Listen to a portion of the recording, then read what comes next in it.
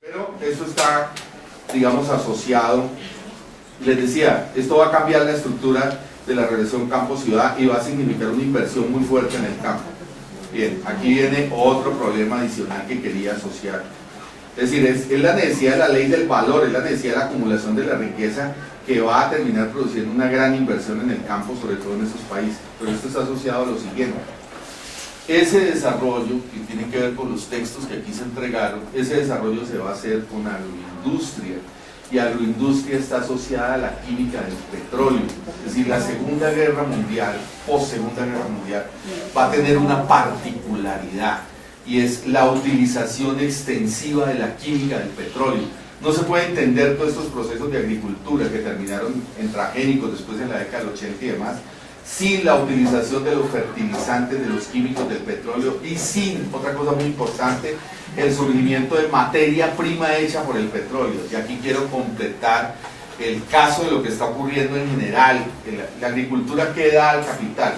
La agricultura le da al capital, por un lado, alimentos, o sea, todo lo que es el consumo masivo de alimentos, y por otro lado, materias primas.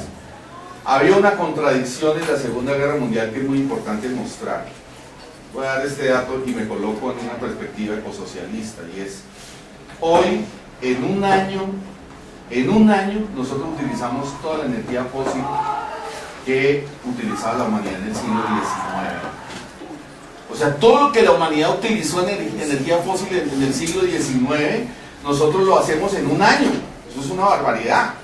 Ustedes han visto toda la discusión de cambio climático, que lo fundamental tiene que ver con esta contaminación. Estamos viendo los ciclones al día en México, estamos viendo que está ocurriendo normalmente eso como un proceso cada que hay cambios de estaciones en los países desarrollados. Está la discusión de que se caen ya los casquetes polares que producirían una inundación, sobre un aumento de los niveles de agua en los océanos que puede destruir ciudades enteras. Estamos viendo la hambruna física de toda la zona subsahariana en África por efecto permanente de lluvias, tormentos y demás, que a una pobreza estructural de esas poblaciones se le suma la incapacidad de utilización del suelo por efecto de lo que significa el cambio climático. Estamos viendo, es decir, ya al día hoy, incluso hasta los teóricos del capital aceptan que ese es un fenómeno complicado, pero eso no se puede entender por fuera de la química del petróleo. Y por fuera del caso de la agricultura, la agroindustria que se hizo, sobre todo los fertilizantes, son cadena de química del petróleo. Aquí hay una explicación que es importante desarrollarse. ¿Por qué terminaron desarrollando la química del petróleo después de la Segunda Guerra Mundial? ¿Qué tiene que ver con esto, con esta tesis? Es el capitalismo en su desarrollo el que produce la crisis ambiental de hoy, que debo agregar lo siguiente. Estoy hablando, como digo, a nivel de síntesis. Hoy se acepta que no es solo una crisis ambiental, es una crisis civilizatoria. Estamos a puertas de perder espacios de la naturaleza a unos niveles considerables. Es decir, esto ya es una crisis de la vida humana, de la proyección de la misma vida humana. Eso es lo que se está discutiendo hoy desde el punto de vista de la crisis ambiental. Bien, decía, eso está producido por el capitalismo. ¿Por qué? Química del petróleo. ¿Cuál fue la razón del surgimiento de la química del petróleo? En la Segunda Guerra Mundial el capital ya había desarrollado, digamos, cuando en una producción, en una empresa, en una producción en general, hay dos áreas de la producción vistas desde el punto de vista de la relación hombre-naturaleza. Una parte es la que es humanamente construida, la máquina, los edificios, la organización del trabajo. El capitalismo en el siglo XX logró, imagino que todos ustedes o la mayoría han visto Tiempos Modernos de Chaplin, el Fordismo, que fue la intensificación brutal del trabajo.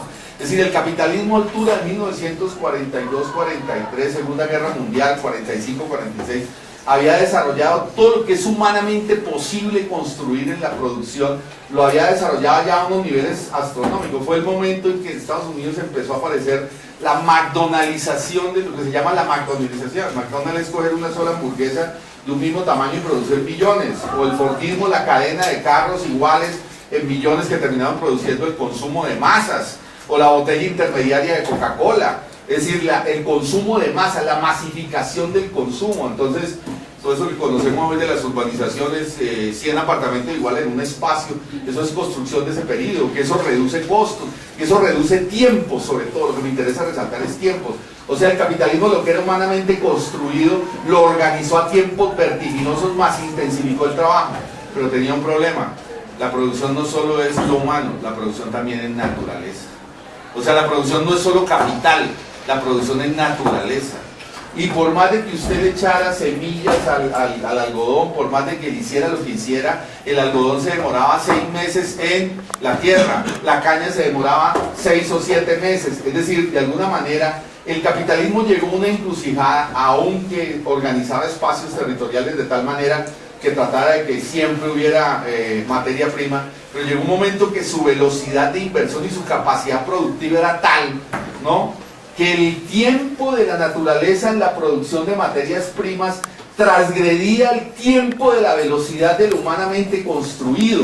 Es decir, que había un impasse y una encrucijada para saltar y para dar un salto cualitativo a lo que después apareció como la tercera revolución tecnológica en la historia del capital, y era que la naturaleza de alguna manera era un obstáculo en la acumulación ampliada de capital. Por eso terminaron creando las materias primas artificiales del petróleo. Porque cuando usted ya tiene la tela a manera de química del petróleo, cuando usted ya tiene una cantidad, es decir, el caucho ya lo hace sintético, que eso fue lo que terminó acabando las caucheras que venían desde la Casa Arana y toda la esclavitud y el asesinato que hubo hasta el periodo más o menos posterior a la guerra colombo-peruana de la década del 30, no sé si conocen, han oído lo de la Casa Arana, lo que significó el caucho y demás como negocio en los años 20 y 30. Es decir, cuando empezó a aparecer la materia, el plástico y la materia sintética, la fibra, el tele y demás, el capitalismo logró una cosa, que tenía materias primas que podía construir a la misma velocidad de su vertiginoso desarrollo de inversión en la parte humana. Fue la necesidad de colocar a las materias primas a la velocidad de la producción del humanamente construido lo que terminó masificando la utilización de la química del petróleo con los costos que ya les conté. O sea, con la inundación de química del petróleo, cambio climático, lo que estamos produciendo hoy. En la lógica de la acumulación de capital, en la lógica de la ley del valor, en la lógica de la intensificación de venta de mercancías y reducción de tiempos, en la lógica de obtención de plusvalía por la vía de intensificación de tiempos, en la lógica que se acompaña a la organización del trabajo fordista y demás, que termina produciendo la química del petróleo. Es una discusión o es algo que tiene que ver con lo consustancial del capitalismo. Es la misma lógica de los transgénicos. Usted transgrede la semilla orgánica, ¿por qué? Porque necesita producir más en menos tiempo. Y además le permite otra cosa, la patente de la semilla le permite también controlar la cadena de los fungicidas y demás. Es decir, es el control de negocio lo que explica la construcción del transgénico, que hoy se está aceptado por salubristas a nivel internacional, produce cáncer y destrucción sobre la química humana. Pero el capitalismo, en su lógica demencial de ganancias, ya dije, química del petróleo, transgénico, control de cadenas de fungicidas, de insecticidas, prefiere, y este es un dilema de estas 300 grupos transnacionales, esto se ha visto en el debate de los acuerdos de Kioto, en los debates a propósito del tema ambiental y demás, prefiere mantener negocios que destruir la humanidad de mediano plazo. Hay un dilema desde el punto de vista del funcionamiento del capital, que quiero colocar así porque eso te lleva a otra discusión,